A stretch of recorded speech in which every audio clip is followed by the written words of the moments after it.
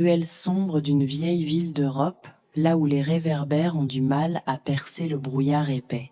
Au fond d'une impasse anonyme, se trouve une porte en chêne noir, rongée par l'humidité.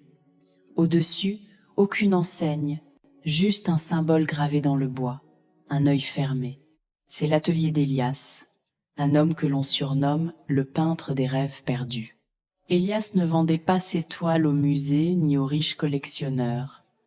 On disait de lui qu'il ne peignait pas ce qu'il voyait, mais ce que les autres avaient oublié. Il peignait les rêves. L'histoire raconte qu'un soir d'hiver, un homme frappa à sa porte. C'était un bourgeois riche, puissant, mais le visage était celui d'un fantôme. Ses yeux étaient vides, comme si la vie s'en était échappée.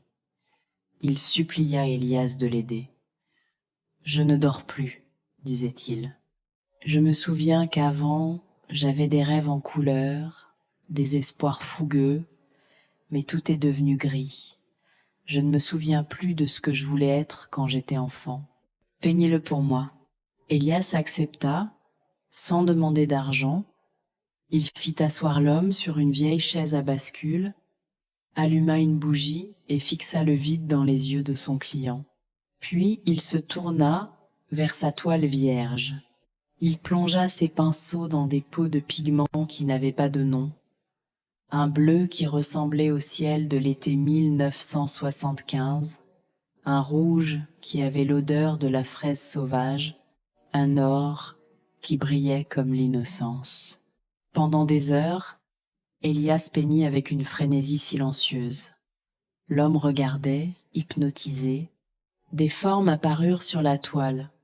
Un petit garçon courant dans un champ de blé, un cerf-volant rouge qui s'élève vers les nuages, le visage souriant d'une mère disparue. C'était ça. C'était le rêve que l'homme avait perdu des décennies plus tôt, l'espoir d'être libre, la pureté avant que l'argent et la routine ne l'étouffent. L'homme fondit en larmes en voyant la toile.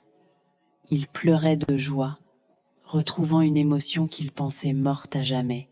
Mais alors qu'il tendait la main pour toucher la peinture encore fraîche, quelque chose de terrifiant se produisit. Il réalisa qu'il ne ressentait plus l'émotion lui-même. Il voyait la beauté sur la toile, mais à l'intérieur de sa poitrine, il ne restait qu'un néant glaçant. C'est le secret maudit du peintre des rêves perdus. Il peut capturer l'essence de ce que vous avez oublié, il peut vous montrer la beauté passée, mais le prix à payer est définitif. En transférant le rêve sur la toile, il le retire complètement de votre âme.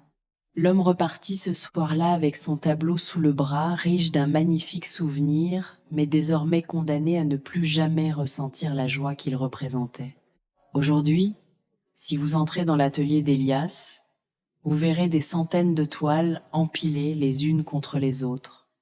Elles brillent de mille feux, scintillantes de bonheur et d'espoir. C'est la plus belle collection du monde. Mais regardez le peintre, assis seul dans son coin. Il est vieux, courbé, et le regard est vide. Car après avoir volé les rêves de tant de gens pour survivre, il a oublié comment faire le sien. Il est devenu le gardien d'un musée de bonheur volé, pleinement conscient qu'il ne pourra jamais en goûter aucun. Merci d'avoir écouté cette histoire.